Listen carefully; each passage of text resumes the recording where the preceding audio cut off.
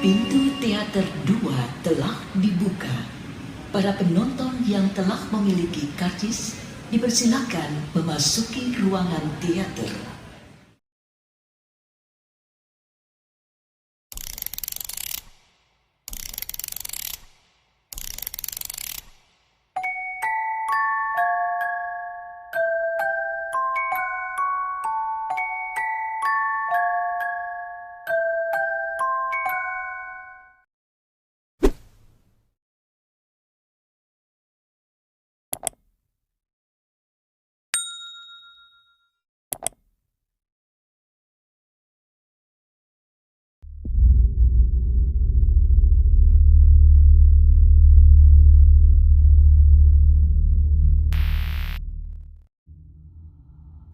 Sabto dan Kirana kembali menuju tempat duduknya yang menjadi singgasana keduanya ketika menyambut para tamu.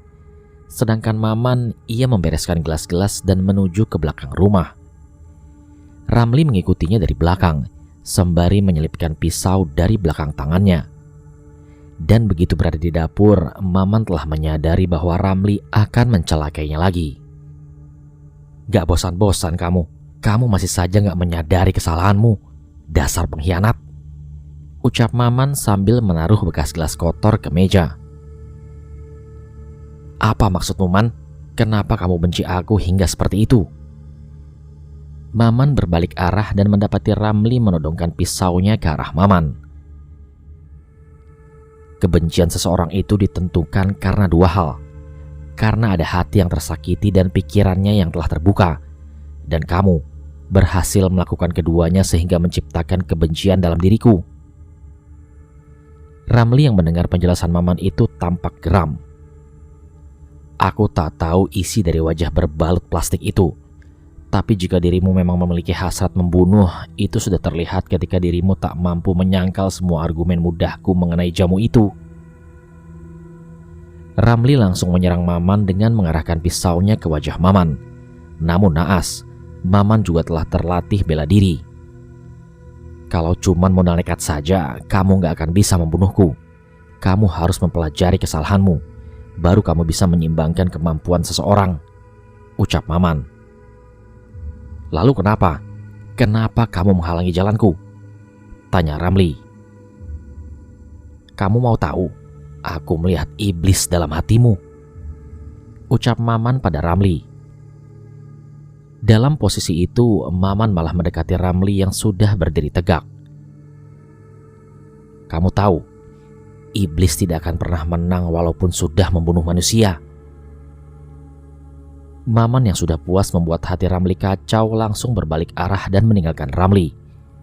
Namun baru saja Maman melangkahkan kaki, Ramli tertawa dengan kencang. "Apa kamu bilang? Iblis bakal kalah?" Maman yang mendengar Ramli berbicara seperti itu langsung berhenti dan menatap wajah Ramli dengan sangat tajam. "Kamu pernah dengar kan tentang redupnya bulan purnama di malam satu suro?" "Apa maksudmu?" tanya Maman. Ramli menjatuhkan pisaunya sambil tertawa dengan sangat keras. Dirinya merasa selangkah lebih maju dari takdir yang belum terlaksana. Hari di mana ketika bunga kantil bermekaran, darah berceceran di mana-mana, satu keluarga akan terkena santet paling berbahaya yang pernah menyerang desa ini. Santet itu akan datang di malam satu suro, ucap Ramli. Maman yang mendengar itu langsung bergetar tubuhnya. Tampaknya santet yang dibicarakan oleh Mas Sabto itu benar-benar akan terjadi. Dia harus segera menghentikan santet itu sebelum hari di mana yang dijanjikan terlaksana. Jangan pernah meremehkan kekuatan iblis. Dia datang membawa kekuatan yang sangat kuat. Tanpa disadari, perkataan Ramli membuka tabir watak aslinya. Maman mendekati Ramli yang masih tertawa. Dia kemudian menghajar Ramli hingga terjatuh tersungkur dan terhenti di bawah lantai. "Kamu sudah berani mengaitkan iblis di dalam hidupmu? Gila kamu." Setelah itu Maman meninggalkan Ramli sendirian. "Saat ini aku harus menyusun rencana untuk membunuh Maman terlebih dahulu. ucap Ramli dalam hati. Setelah acara resepsi itu usai, kejadian tak terduga pun terjadi. Pak Suroso mengalami batuk kering tanpa dahak, namun membuat wajahnya menjadi sangat pucat. Ini... ucap Pak Suroso sambil memperlihatkan tangannya yang penuh dengan darah. Dia pun langsung terjatuh dan pingsan di tempat. Kebetulan Maman yang saat itu melewati kamarnya mendapati Pak Suroso sudah terjatuh saat ingin membuka pintu.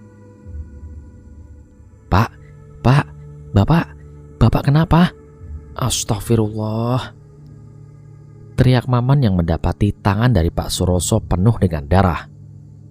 Maman pun langsung berlari ke depan rumah dan memberitahu kepada Sabto serta Kirana yang kebetulan sedang duduk santai di tempat istirahatnya. Mas, izin melapor. Pak Suroso jatuh dari kamar tidurnya dan tangannya serta mulutnya penuh dengan darah, ucap Maman pada Sabto. Astagfirullah, Bapak kenapa, Man? Tanya Sabto. Aku gak tahu, Mas, tapi yang pasti aku mendengar suara orang batuk dari kamar Bapak, ucap Maman. Sabto yang mendengar pemberitaan itu langsung berlari menuju kamar mertuanya, Pak Suroso, dan diikuti oleh anaknya Kirana. Astagfirullah, Bapak, teriak Sabto. Bapak, teriak Kirana sambil memeluk tubuh ayahnya yang keadaannya bertambah buruk. Man, ambilkan air hangat dan panggil tabib sekarang, teriak Sabto. Baik, Tuan. Maman langsung mengambil air hangat di dapur. Ramli yang menyadari kondisi Pak Suroso memburuk hanya terdiam. Memang benar, air santet itu benar-benar ampuh. Ramli, sedang apa kamu di sana? Cepat bantu Maman bawakan air hangat, teriak Kirana. Siap, Mbak, ucap Ramli dengan gugup. Ramli bergegas menuju Maman yang sedang menyiapkan air hangat. Udah sini, biar aku aja yang bawa air itu, ucap Ramli. Maman yang sedang menyiapkan air hangat itu merasa terganggu dengan kedatangan Ramli. Dia pun menoleh ke arah Ramli dengan membusungkan dadanya. Apa kamu bilang? Udah sini, biar aku aja yang bawa air itu. Ramli, kamu harusnya sadar, pembunuh gak bisa pura-pura menjadi orang baik. Pembunuh ya tetap pembunuh, ucap Maman pada Ramli. Namun Ramli tetap memaksa memegangi baskom berisi air hangat itu. Udah, lepasin, teriak Maman. Aduh, mereka berdua ngapain sih ribut-ribut di dapur, ucap Kirana. Dek, coba kamu cek mereka. Sepertinya mereka memang tidak akrab jika dipertemukan.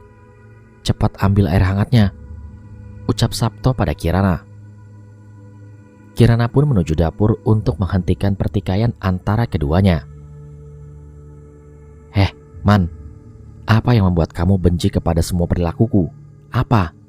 Tanya Ramli. Kamu tahu ular? Tahu kan? Ramli hanya terdiam ketika Maman memberikan perumpamaan tentang dirinya.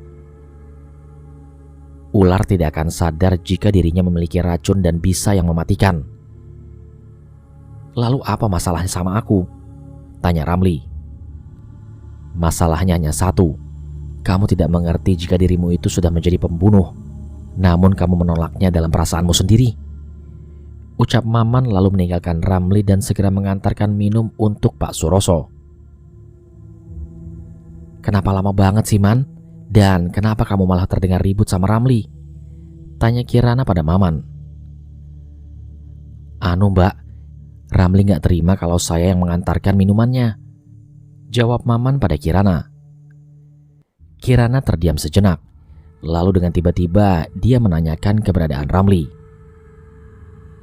Terus Ramlinya mana, Man? Ada di dapur, Mbak, jawab Maman. Kirana segera mengecek keberadaan Ramli di dapur. Ramli, apa yang kamu lakukan di dapur? Tanya Kirana. Tiba-tiba saja Ramli langsung batuk. Sontak saja hal ini membuat Kirana dan Maman heran. mengapa Ramli bisa ikutan seperti Pak Suroso. Ramli, kamu kenapa? Tanya Maman.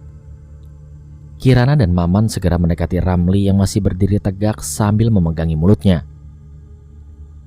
Astagfirullah Ramli, teriak Kirana. Maman dan Kirana terkejut mendapati darah yang keluar dari mulut Ramli. Darah itu menetes ke lantai, dan sontak saja hal ini membuat tubuh Ramli melemas. Ramli terjatuh dan pingsan di tempat. Man, kamu pergi ke depan dulu, kasihkan ini ke Mas Sabto, lalu kamu kesini lagi untuk membantuku. Iya Mbak, siap, jawab Maman. Maman kemudian bergegas menuju Mas Sabto dengan membawakan air hangat. Ramli, kamu kenapa? Tanya Kirana. Kirana pun merebahkan tubuh Ramli. Namun di ikatan sarung Ramli terdapat sesuatu yang aneh. Apa ini? Tanya Kirana dalam hati. Kirana menengok kanan kiri di sekitarnya. Ia takut bila memegangi sarung Ramli ada saja fitnah yang berseliweran. Kirana pun mengambil benda yang berada di ikatan sarung itu. Ini benda apa? Tanya Kirana yang mendapati benda berbentuk bambu yang dilapisi plastik putih. Kirana langsung menyembunyikan wadah itu di dalam bajunya ketika dirinya mendengar suara langkah kaki yang terburu-buru. Mbak, gimana keadaan Ramli? Tanya Maman. Angkat dia ke ruang tamu, rebahkan dia di sana. Sebelum itu, kamu bereskan dulu darahnya. Aku ingin menuju kamar sebentar. Njeh Mbak, siap. Kirana langsung menuju kamarnya sembari membawa wadah aneh itu. Sedangkan Maman membersihkan darah yang berada di mulut dan kedua tangan Ramli. Heran, kok kejadian Ramli sama seperti Pak Suroso? Apakah karena jamu itu? Tapi kenapa aku gak apa-apa? Tanya Maman dalam hati yang heran dengan keadaan Ramli. Maman masih membersihkan darah yang menempel di mulut Ramli menggunakan air hangat dengan jarit yang dipotong-potong menjadi kecil. Pasti ada sesuatu yang disembunyikan di tubuh Ramli. Aku yakin itu adalah jawabannya, ucap Maman. Maman pun memeriksa tiap bagian tubuh Ramli untuk menemukan benda berbentuk gelas dari bahan bambu yang dilapisi plastik putih dan diikat karet. Loh, kok nggak ada ya? Di mana benda itu? Maman mulai curiga bahwa benda itu diambil oleh Mbak Kirana saat ia menyuruhnya menuju depan rumah. Kirana menutup pintunya rapat-rapat. Dia pun memegangi benda aneh itu. Apaan ini? Kenapa ada cairan di dalamnya? Tanya Kirana dalam hati. Teringat akan cerita ketika bapaknya ingin menikahi ibunya. Katanya santet itu menyelinap lewat makanan yang ditetesi oleh air yang telah dulu diberikan mantra aneh agar orang yang meminumnya dan memakan makanan itu akan mengalami sakit parah. Tapi mengapa santet itu bisa menyelinap ke dalam desa mereka? Bukankah desa ini telah lama terpasang dedaunan pandan dan ilalang yang berguna untuk menghalangi santet itu masuk? Apa ada seseorang yang menyelinapkan santet ini kepada orang terdekat? Jika memang ada, lalu siapa? Apakah perkataan Maman yang menuduh bahwa Ramli adalah pelakunya itu benar? Lalu dari mana Ramli mendapatkan wadah ini? Terus saja pertanyaan itu bermunculan di benak Kirana. Malam itu seluruh anggota keluarga Sabto dan Kirana terjaga antara satu dengan yang lain. Sabto menemani kedua orang tuanya, sedangkan Bu Yati dan Kirana menemani Bapak Suroso yang saat ini masih lemas. Dan sesuai amanat Kirana, Mamanlah yang akan menjaga Ramli. Kirana menunggu esok hari untuk membuka tabir kepalsuan dari sosok wajah pengkhianat. Sementara itu di tempat Citra. Nak, nanti pagi kamu harus mendatangi rumah Sabto. Jadilah ular yang menyelinap di malam hari. Tidak terlihat mematuk, namun siap untuk membunuh, ucap Mbah Sumerep terhadap Citra. Baik, Mbah. Dan tolong bawakan obat ini untuk Ramli ya, ucap Mbah Sumerep sambil menyerahkan lipatan sesuatu yang tersimpan di dalam kertas koran. Baik, Mbah, siap. Sementara itu di rumah Kirana, seluruh anggota keluarga hadir di sana. Terdapat Sabto, Ramli, Maman, Bu Yati, dan Kirana. Sekarang jujurlah kepadaku tentang suatu hal, bahwa kalian berdua adalah tangan kanan kami, ucap Kirana kepada Maman dan Ramli. Ramli masih memegangi perutnya, sedangkan Maman ia tampak santai karena ia tahu lebih dalam mengenai kasus ini. Ia telah mengira bahwa wadah itu telah dipegang oleh Mbak Kirana sendiri. Ramli, aku menemukan wadah ini di bagian pinggangmu. Sekarang jujurlah kepadaku, siapa yang memberikan ini kepadamu? Ramli terperanjat melihat wadah itu kini berada di tangan Kirana. Akhir hayatnya sebentar lagi akan segera menemuinya. Ramli, kenapa kamu diam? Tanya Kirana. Anu Mbak. Anu apa? Wadah itu diberikan oleh siapa? Ramli menatap wajah Maman yang sedari tadi tersenyum bahagia karena kedoknya akan segera terbuka. Begitu juga dengan Sabto. Wajahnya sudah geram melihat tingkah Ramli yang seperti munafik. Aku yang memberikan wadah itu. Semua mata terperanjat tak percaya ketika seorang wanita bertudung hitam dengan membawa kucing hitam memasuki rumah Kirana. Kamu? Ucap Sabto yang kaget melihat wajah wanita yang pernah dekat dengannya itu. Arina? Ucap Kirana. Gimana kabarmu, Nah? Senyum Citra Arinawati itu memecah suasana genting. Citra mendatangi rumah Kirana yang memang memiliki tujuan tertentu. Sabto yang memperhatikan raut wajah Citra menjadi terkejut.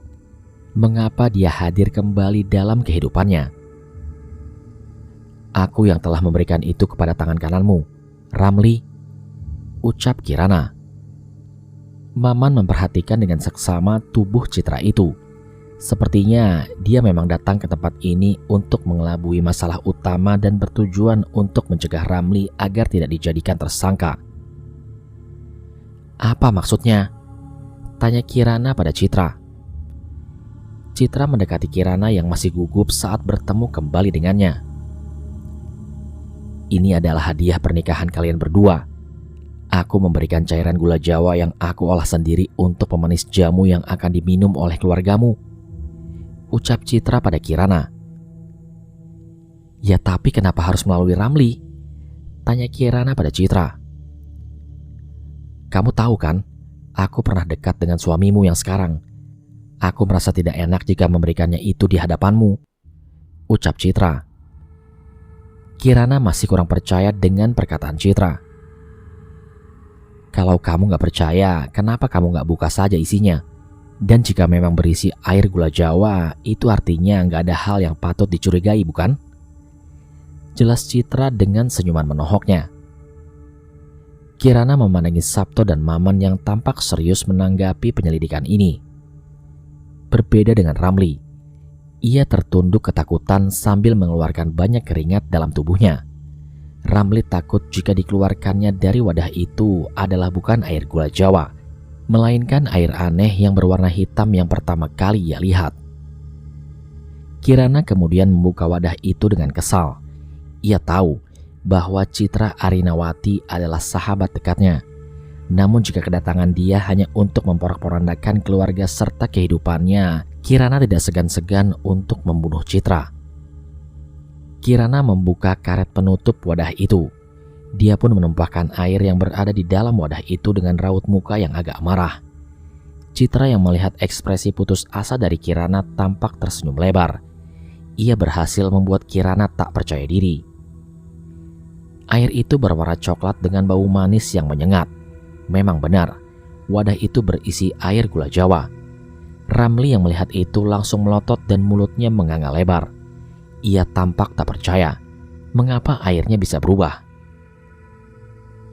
Benar toh? Apa aku bilang? Kamu percaya kan? Ucap Citra pada Kirana. Kirana pun menangis sambil memeluk Citra. Sudah, gak apa-apa. Ayo ke kamar, ucap Citra pada Kirana. Kirana pun mengangguk. Dia seperti terkena sihir agar menuruti semua apa yang diinginkan oleh Citra. "Kirana, tunggu." Sabto bangkit dari duduknya. Dia tampak tak segan menghalangi siapapun untuk memasuki kamar pribadinya dengan Kirana. "Citra, aku mohon kepadamu, tolong pergi dari sini," ucap Sabto. Dalam hati Citra, ia sangat menantikan hal seperti ini. Kesempatan di mana ia akan dibela oleh Kirana. "Mas, kenapa kamu gak ngertiin aku? Aku ingin menenangkan hati ini bersama Citra. Walaupun dia pernah dekat denganmu, aku gak pernah membencinya," ucap Kirana dengan sangat tegas. Sabto hanya kaget mendengar kalimat yang diucapkan oleh istrinya itu. Mengapa ia menjadi berani seperti itu? "Tapi kan, Dek." "Mas, cukup." Maman langsung memegangi tangan Sabto. "Tuan, udah, biarkan saja.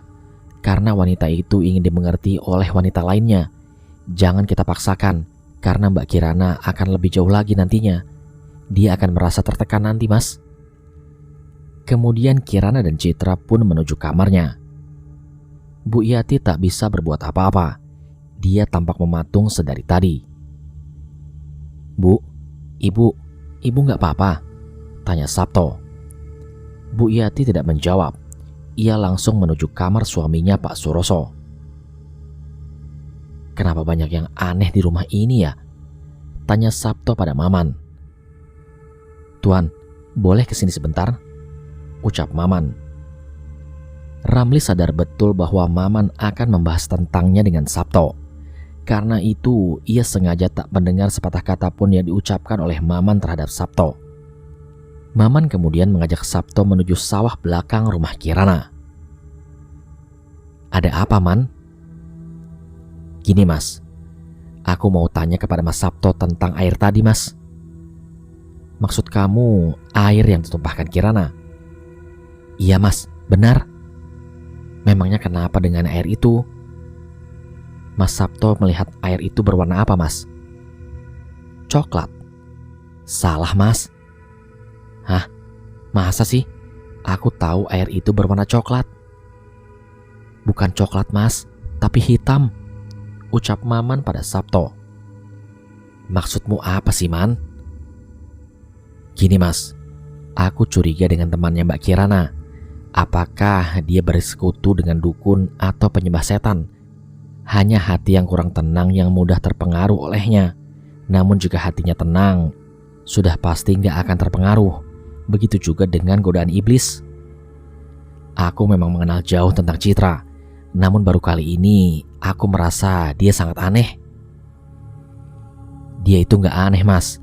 Dia itu masih seperti yang dulu. Namun pikirannya bukan seperti Citra yang Mas kenal. Kalau menurutku, dia telah melakukan transaksi jiwa, Mas." "Transaksi jiwa?" "Iya, Mas." "Apa itu?" tanya Sabto. Maman memandangi sekitaran tempat ia berdiri. Dia berhenti sejenak sambil menghela nafas. "Sudah bertahun-tahun aku mengikuti ayahmu. Namun baru kali ini kejadian lama terulang kembali," ucap Maman pada Sabto. "Memangnya apa kejadian itu?" "Orang yang melakukan transaksi jiwa adalah orang yang menggadaikan jiwanya kepada iblis agar dia bisa melakukan apa saja. Desa ini bisa disebut desa anti santet karena dulu pernah ada warga yang melakukan transaksi jiwa pada iblis. Dia melakukan itu untuk mendapatkan orang yang ia cintai dan membunuh semua orang dengan santet." "Sebentar, ini cerita yang pernah Bapak ceritakan kan?" tanya Sabto. "Iya, Mas, benar. Tapi Bapak gak pernah lengkap menceritakannya. Kamu tahu siapa orang yang melakukan itu?" tanya Maman pada Sabto.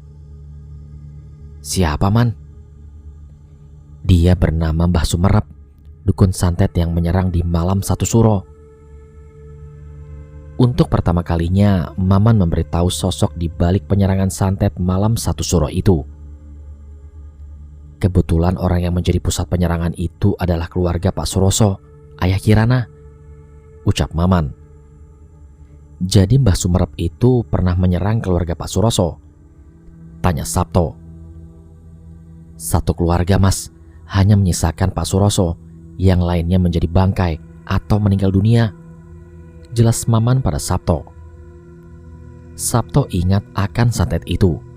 Ada 5 hal yang akan terjadi jika seseorang terkena santet malam 1 suro. 1. Tangan dan kakinya seperti terikat oleh tali gaib. Tak bisa bergerak kemanapun. 2. Bentuk sosok itu seperti siluman monyet. Yang ketiga berbadan besar. Keempat, menyerang organ dalam. Dan kelima, darah si korban akan berceceran. Dan yang terakhir, keenam, korban akan mati. Sudah saatnya Maman dan Sabto kembali. Mereka berdua sadar di rumah masih ada Citra. Memang ia datang secara baik-baik, tapi kecurigaan itu pasti ada. Kamu itu cantik, Nah. Kamu bisa mendapatkan apa yang kamu harapkan, ucap Citra sambil menyisiri rambut Kirana yang berantakan. Kamu harus menjadi wanita idaman, Mas Sabto. Aku yakin kamu bisa. Tambahnya lagi sembari menyisiri rambut Kirana. Citra memasuki satu persatu rambut Kirana yang rontok ke dalam tasnya. Hal itu digunakan sebagai media santet yang akan diarahkan ke Kirana nantinya. Jujur, aku gak habis pikir kenapa bisa Mas Sabto yang menjadi jodohku, padahal dia juga pernah mencintaimu, ucap Kirana pada Citra. Semuanya telah diatur alam, Nah. Aku hanya ingin kamu bahagia. Siapapun jodoh Sabto, aku ikhlas. Apalagi sekarang dia berada di genggamanmu. Aku sangat ikhlas, ucap Citra. Citra tersenyum sambil berbicara dalam hati. Dengan ini, Kirana akan segera musnah dengan santet yang akan dilayangkan olehnya tepat pada waktunya. Sudah cukup aku bermain di sini, Nah. Aku mau pamit pulang, ucap Citra pada Kirana. Loh, kok buru-buru? Iya, aku ada urusan. Citra keluar dari kamar Kirana dengan membawa beberapa helai rambut yang rontok kemudian disimpan di dalam tas miliknya. Aku boleh ke kamar mandi nggak? Tanya Kirana pada Citra. Boleh, silakan. Kirana menunjukkan Citra ke kamar mandinya. Tujuan Citra hanya satu. Dia mencari potongan kuku, rambut, dan pembalut bekas darah haid dari Kirana. Citra segera mencari potongan kuku itu di dalam tempat sampah yang berada di dalam kamar mandi Kirana. Arina, kamu masih lama? Tanya Kirana dari luar kamar mandi. Iya, sebentar, Nah, ucap Citra. Oke, aku tunggu ya. Citra masih mengorek-ngorek tong sampah kecil yang berada di dalam kamar mandi. Nah, akhirnya ketemu juga, ucap Citra. Citra segera mengemasi seluruh penemuannya ke dalam kantong kresek dan dimasukkan ke dalam tas miliknya. Tapi tunggu dulu, apakah ini milik Kirana? Entahlah, yang penting aku telah mendapatkan rambutnya. Citra pun keluar dari kamar mandi. Dia menengok kanan kiri dan tampak sepi, dan tidak ada orang yang mengetahui keberadaannya. Namun baru saja ia melangkahkan kaki menuju ke ruang tamu, ada seretan tangan yang menarik tangan kanannya. Diam, ucap Ramli sambil menutup mulut Citra dengan tangannya. Lepaskan, bodoh, lepaskan, kamu mau membunuhku, ucap Citra yang panik. Apa yang kamu lakukan terhadap Kirana? Gak ada, apa maksudnya? Udah, gak usah bohong, ancam Ramli. Apa sih maksudnya, Ramli? Ramli tidak segan-segan mencekik leher Citra hingga Citra kesulitan untuk bernafas. Ramli kemudian melepaskan tangannya. Bajingan kamu mau membunuhku. Sudah, kemarikan obatnya, ancam Ramli pada Citra. Citra langsung membuka tasnya dan mengambil obat yang telah diberikan oleh Mbah Sumerep kepadanya. Eits, tapi ada syaratnya. Syarat apa? Tanya Ramli. Citra menengok kanan kiri. Dia tidak ingin rencananya ini akan bocor. Dek, kok kamu ada di sini? Di mana Citra? Tanya Sabto. Ada di belakang, Mas. Aku sedang menunggu Citra, ucap Kirana. Mas ke sana ya? Gak usah, Mas. Dia sedang di kamar mandi. Oh, ya sudah. Maman tahu ada yang tidak beres di belakang rumah. Dia memandangi dalam rumah di mana Ramli juga tidak berada di situ. Itu artinya Citra dan Ramli sedang merencanakan sesuatu. Maman langsung bergegas ke belakang rumah. Mau kemana, Man? Tanya Mbak Kirana. Ah, sial. Kenapa Mbak Kirana mengetahui tujuanku untuk pergi ke belakang rumah? Mbak, aku disuruh Mas Sabto untuk mengambil wedang, ucap Maman. Tapi kan di belakang ada Citra, Man. Mbak, aku lewatnya muter kok, Mbak. Lagian, aku gak bermaksud mengintip atau melakukan hal-hal yang melecehkan, ucap Maman. Oh, begitu. Ya sudah, jawab Kirana. Akhirnya rencana Maman berhasil. Dia harus selangkah lebih maju dari Ramli dan Citra. Aku gak mau kamu membocorkan rahasia ini. Ini adalah rahasia khusus kita, ucap Citra. Memangnya apa itu? Tanya Ramli. Malam ini Pak Suroso akan mati, jelas Citra pada Ramli. Maman yang baru saja sampai ke belakang rumah kemudian menguping dari balik pintu belakang. Dia terkejut mendengar rencana buruk Citra dan Ramli. Karena itu, kamu harus mengawasi tangan kanan Sabto, yaitu Maman. Dia adalah musuh dari Mbah Sumerep, jelas Citra pada Ramli. Benar dugaan Maman. Mbah Sumerep memperalat Citra untuk membalaskan dendamnya kepada Pak Suroso. Dari awal, ia telah mencurigai bahwa santet yang dilayangkan Mbah Sumerep berupa santet yang diselipkan lewat makanan dan minuman. Bukan hanya itu saja, sebelum malam 1 suro, sosok berbadan besar dan tinggi harus mencari korban sebanyak 3 orang. Jelas Citra lagi. Malam ini dimulai korban pertamanya? Tanya Ramli. Nah, benar. Nje, siap.